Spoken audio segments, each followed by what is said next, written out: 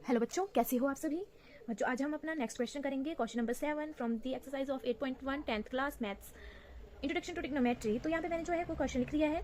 Question है हमारा, if cot theta equal to 7/8 then evaluate 1 plus sine theta 1 minus sine theta upon 1 plus cos theta 1 minus cos theta. इसमें हमारे पास 2 parts रहने वाले हैं। पहला पार्ट मैंने बोल दिया कि ये वाला है, और सेकंड पार्ट है हमारे पास कॉस स्क्वायर थीटा। तो हम क्या करेंगे, हम जो है वो अपना क्वेश्चन स्टार्ट करेंगे अपने फर्स्ट पार्ट से, ठीक है। तो चलो स्टार्ट करते हैं। यहाँ पे मैंने लिख लिया है अपना नेक्स्ट क्वेश्चन, मतलब कि सॉल्यूशन स्टार्ट कर दिया है। यहाँ पे लिख लिया है मैंने इसका क्वेश्चन। अब हम इसको स्टार्ट करते हैं, ठीक है। तो हम सबसे पहले क्या करेंगे, हम सबसे पहले जो है वो अपना ट्राइंगल बनाएंगे, ठीक है। तो हम सबसे पहले जो है वो अपना ट्राइंगल बना लेते हैं। चलो ये देखो, ये हमारा ट्राइंगल बन गया। अब इसकी नेमिंग कर देंगे A B and C. Okay, इसमें एंगल हमारे पास बोला गया है कि एंगल हमारे पास जो है वो थीटा रहेगा, तो हम यहाँ पे बना देते हैं अपना एंगल थीटा।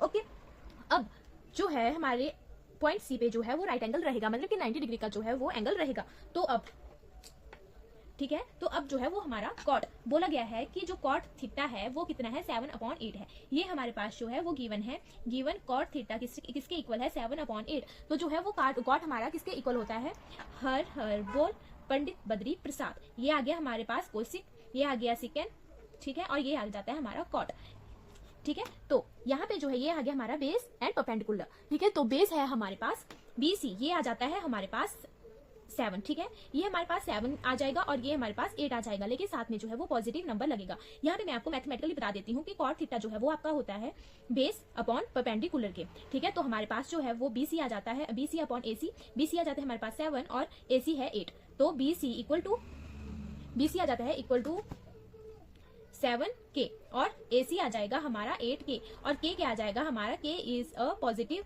नंबर, ठीक है। ये हमारा जो है ये एक पॉजिटिव नंबर है। ओके, यहाँ तक आपको समझ में आ गया। अब हमारे पास जो है वो 2 साइड्स आ गई हैं। अब हम क्या करेंगे, अपनी थर्ड साइड को फाइंड आउट करने के लिए पाइथागोरस थ्योरम का यूज करेंगे। तो चलो अब हम पाइथागोरस थ्योरम का यूज करते हैं। तो बाय यूजिंग पाइथागोरस थ्योरम, जब हमारे पास एक साइड मतलब 2 साइडें दी हो और एक साइड ना दी हो, तो हम क्या कर लेते हैं, पाइथागोरस थ्योरम का यूज करके जो है वो अपनी थर्ड साइड को जो है वो फाइंड आउट कर लेते हैं, ठीक है। अब हमारे पास क्या आ जाएगा, AB² equal to BC² plus AC², जिसकी वैल्यू हमारे पास दी गई है हम उसको लिख लेंगे, और जिसकी नहीं दी गई है उसको हम फाइंड आउट कर लेंगे। तो AB की वैल्यू हमारे पास नहीं दी है, तो हम AB की वैल्यू को वैसे ही लिख लेंगे, और BC हमारे पास दिया गया है 7K², तो उसको हम लिख लेंगे, और AC दिया गया है 8K², ठीक है। जब हम इसको सॉल्व करेंगे तो ये हमारे पास आ जाएगा 7 7 आ जाएंगे हमारे पास 49, तो K² प्लस 8 8 हो जाते हैं 64K², ठीक है। ये हमारे पास आ जाएगा, और AB² आ जाएगा हमारे पास। जब हम इसको ऐड करेंगे तो ये हमारे पास 113K² आ जाएगा।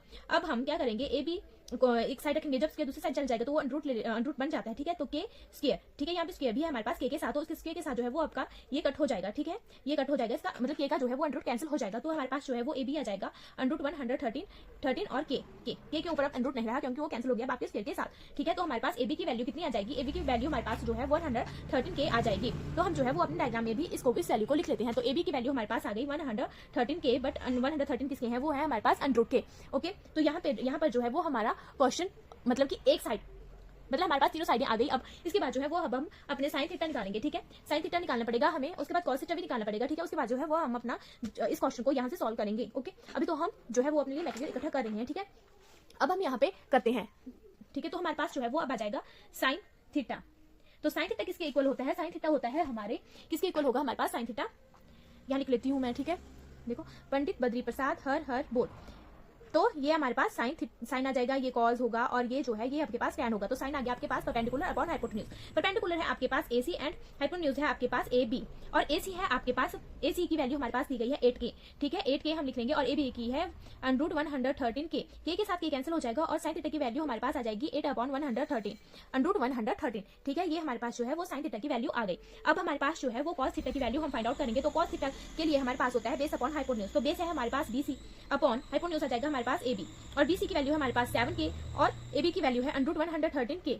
K के साथ K कैंसिल हो जाएगा, 7 अपॉन अंडरूट 113 जो है वो हमारे कॉस थीटा की जो है वो वैल्यू आ जाएगी, ठीक है। यहाँ पे जो है वो हमारे कॉस और साइन दोनों की जो है वो वैल्यूज आ गई हैं। अब हमारा क्वेश्चन था कि हमने जो है पहले तो 1 plus sine theta 1 minus sine theta, ठीक है, ये है। अब हम इसको जो है वो सॉल्व करेंगे। तो यहाँ पे जो है वो हम क्या कर लेंगे, 1 प्लस साइन थीटा की वैल्यू यहाँ पे हम पुट कर देंगे। तो साइन थीटा की वैल्यू है हमारे पास 8 अंडरूट अपॉन अंडरूट 113, ठीक है, ये आ गई, और 1 माइनस 8 अपॉन अंडरूट 113, ठीक है। अब ये हमारे पास क्या बन जाता है, ये हमारे पास जो है A plus B a minus B, ये बन जाएगा। तो इसका हो जाएगा a square minus B square. तो हम इसको जो है इस फॉर्म में भी जो है वो लिख सकते हैं, ठीक है। अब हम इसको इस फॉर्म में भी लिख सकते हैं। तो हम लिख लेंगे a स्क्वायर प्लस, सॉरी यहाँ पे जो है वो माइनस आएगा क्योंकि हमने a square minus B square के फॉर्मेट में लिखना है। तो a square minus 8 under 113 square, ठीक है, ये आ गया हमारे पास, ठीक है। तो अब हम क्या कर लेंगे, अब होगा हमारे पास, जब हम इसको सॉल्व करेंगे 1 स्क्वायर 1 ही रहेगा, तो 8 8 हो जाएंगे हमारे पास 64, और आपके मतलब ये जो स्क्वायर है इसके साथ जो है वो आपका अंडर जो है वो कैंसिल हो जाएगा। तो इसको लिख लेंगे 113, ठीक है। ये हमारे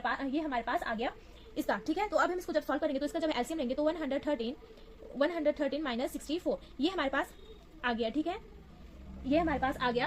तो अब हम क्या करेंगे, जब हम 113 में से 64 को लेस करेंगे तो ये हमारे पास 49 आ जाएंगे अपॉन 113, ठीक है, ये हमारे पास आ गया, ठीक है। इसको हम जो है वो इक्वेशन 1 बोल लेंगे, मतलब कि हमारे पास 1 plus sine theta 1 minus sine theta की वैल्यू जो है वो आ गई 49 113, ठीक है। इसको हम इक्वेशन फर्स्ट मान लेंगे, ठीक है। अब हमारे पास दूसरा बोला था कि 1 plus cos theta 1 minus cos theta, ठीक है, ये था। तो कॉस क्या है हमारे पास, ये देखो ये भी हमारे पास, ठीक है।